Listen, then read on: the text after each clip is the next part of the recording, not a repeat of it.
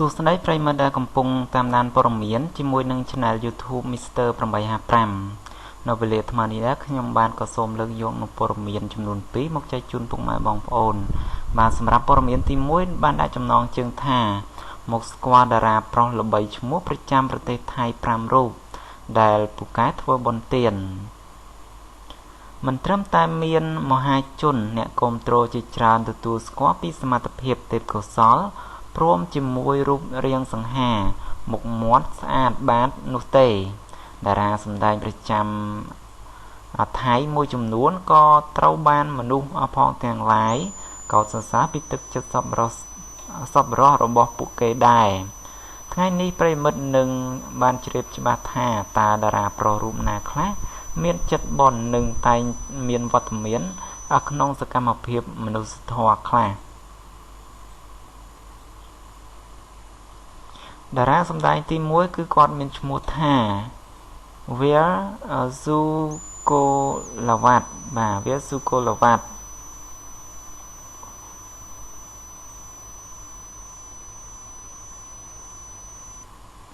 តាមព័ត៌មានដែលបានចុះផ្សាយបានឲ្យដឹងថា Veer បានផ្ដល់អាហារូបករណ៍ចំនួន100,000 បាតប្រហែលជាង$3,000ក្នុងមួយឆ្នាំទៅឲ្យសិស្សនៅសាកលវិទ្យាល័យគុនកេនរយៈពេល4ឆ្នាំបាទចំណែកតារាទី2នេះវិញគាត់គឺជាតារាសម្ដែង Mark Prince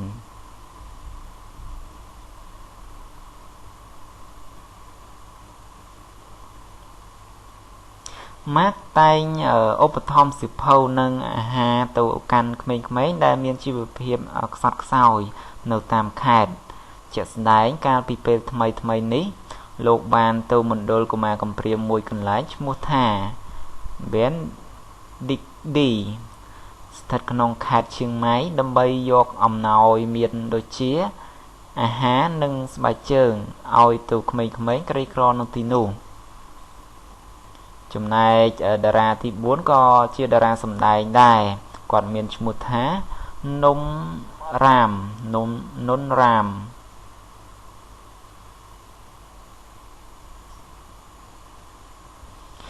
ចំណែកតារាប្រុសមុខក្មេងមិនចេះចាស់រូបនេះវិញតែងជូនអំណោយជាស្បៀងអាហារដល់អ្នកប្រមូលសម្រាមថ្មីនេះលោកបានដាក់ដេញថ្លៃឲ្យលេងបាល់ទាត់របស់ខ្លួនហើយទទួលបានថវិកាចំនួន$55,000 បាតប្រហែលជា$1,600ព្រមទាំងបរិច្ចាគប្រាក់ទាំងនោះទៅឲ្យខាងកម្មវិធីសប្បុរសធម៌ផងដែរក្រឡេកមកមើលតារាទី4នេះវិញគឺជាតារាសម្ដែងNadej Kochimia បាទគាត់ជាតារាសម្ដែងដែរប្រិមិត្តចំពោះតារាសម្ដែងដែលគ្រប់គ្នាសរសើរថាជាកូនកតញ្ញូរូបនេះវិញជារឿយតែងឃើញលោកធ្វើបុណ្យនិងប្រគេនទេយ្យទានផ្សេងដល់ព្រះសង្ឃនិងផ្ដល់អាហារូបករណ៍ឲ្យសិស្ស3ទៅ4អ្នកហើយនៅខេត្តអ៊ីសែនដោយឡែកកន្លងទៅថ្មីនេះតារាប្រុសរូបនេះក៏បានឧបត្ថម្ភទឹកសុទ្ធដល់ជនរងគ្រោះដែលជួបប្រទះគ្រោះទឹកជំនន់ផងដែរក្រឡេកមកមើលតារាទី4នេះវិញគាត់ឈ្មោះថា DJ Push DJ Push ក៏ជាប្រុសសង្ហាចិត្តបន់ដែលតែងលេចមុខក្នុងសកម្មភាពមនុស្សធម៌ដែរលោកតែងជួយផ្សព្វផ្សាយកម្មវិធីសប្បុរសធម៌នានានិងផ្ដល់សម្ភារៈមួយចំនួនទៅកាន់សិស្សក្រីក្រខ្វះខាតនៅ Phamak Community Education Center បាទប្រិមិត្តជាទីមេត្រីសម្រាប់ព័ត៌មានទី1នេះខ្ញុំបាទក៏សូមបិទបញ្ចប់ត្រឹមប៉ុណ្ណឹងផងដែរឥឡូវនេះយើងក្រឡេកមកមើលព័ត៌មានទី2ជាបន្តទៀតតែព័ត៌មានទី2នេះគឺតាក់ទិនទៅនឹងតារាដែលមានឥទ្ធិពលជាងគេទាំង10ប្រចាំឆ្នាំ2017ចង់ដឹងថាតារារូបណាដែល ជាតារាដែលមានឥទ្ធិពលទាំង10នោះក៏សូមប្រិមិត្តតាមដានជាមួយនឹងខ្ញុំបាទទាំងអស់គ្នាទស្សនាវដ្តី Forbes ប្រចាំប្រទេសកូរ៉េទើបតែប្រកាសបញ្ជីតារាដែលមានឥទ្ធិពលខ្លាំងបំផុតទាំង10ប្រចាំប្រទេសកូរ៉េសម្រាប់ឆ្នាំនេះជាបណ្ដាតារាទាំង10រូបទី1ទី10នេះគាត់មានឈ្មោះថា OC Hewan បាន OC Hewan លោក Osin Wan H1 គឺជាកីឡាករគប់បាល់ baseball ក្រុម ST Louis Cardinal លោកបានចូលរួមក្រុម Cardinal កាលពីឆ្នាំ2016ហើយនឹងបន្តកុងត្រារបស់លោកដោយសារតែលទ្ធផលល្អសម្រាប់ឆ្នាំកន្លងទៅនេះបាទប្រិមិត្តហើយទី9នេះគាត់មានឈ្មោះថាជូចុងសុបាទជូចុងសុកាលពីដើមឆ្នាំ2017តារាសម្ដែងជូចុងសុមានគម្រោងធំចំនួន2គឺរឿង Rock King និងរឿងភាគ Two Cop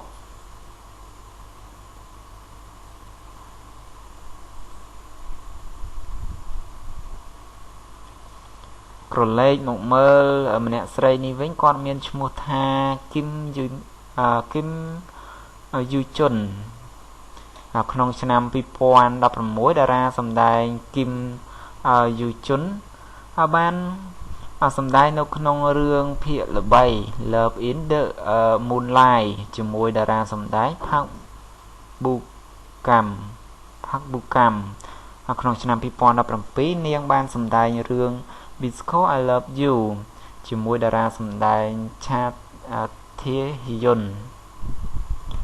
ចំណែកទី7នេះវិញគាត់មានឈ្មោះថា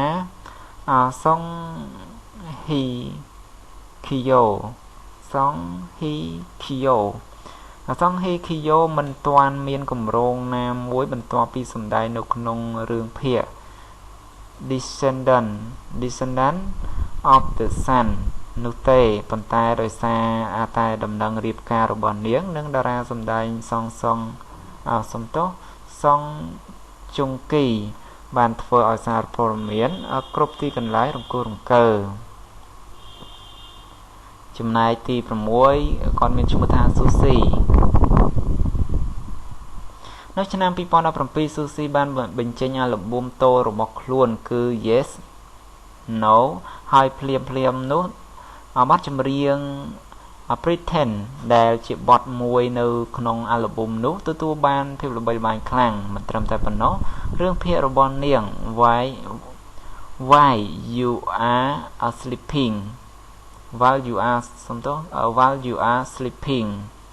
ដែលសម្ដែងជាមួយនឹងតារាសម្ដែងលីជុងស៊ូគឺគម្រោងនឹងដាក់បញ្ចាំងក្នុងឆ្នាំនេះហើយទី5នេះគាត់មានឈ្មោះថា BTS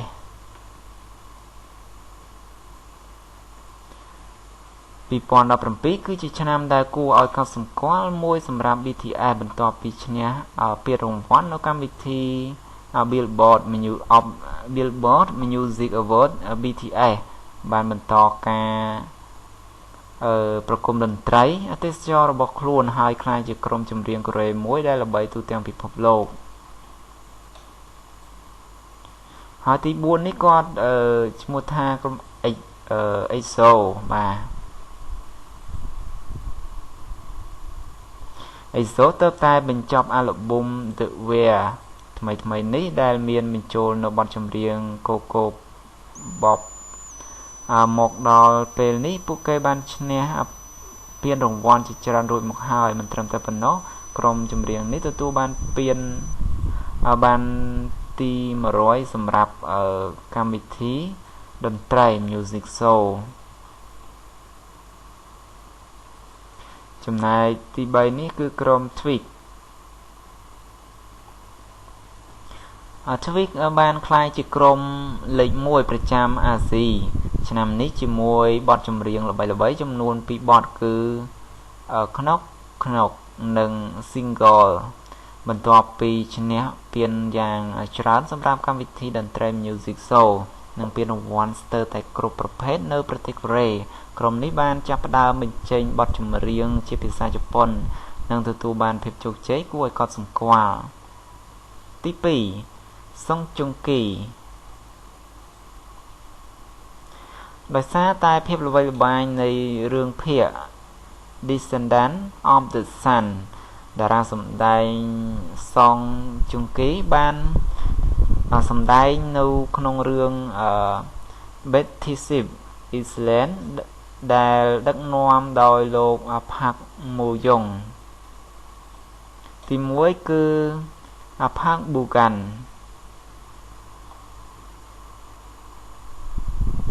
ផាក់ប៊ូកាន់បានសម្ដែងនៅក្នុងរឿងភាគដ៏ល្បីគឺរឿង Love in the Moonlight ជាមួយតារាសម្ដែងគីមយូជុងហើយបន្តល្បីឈ្មោះនៅក្នុង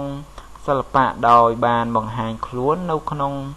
កម្មវិធីជាច្រើនរាប់មិនអស់ជាពិសេសចូលរួមក្នុងកម្មវិធីកំពូលដូចជា Infinity Challenge និង Running Man ជាដើមមិនត្រឹមតែប៉ុណ្ណោះលោកក៏ធ្លាប់បង្ហាញខ្លួនជាពិធីករក្នុងកម្មវិធី Music Bank ទៀតផង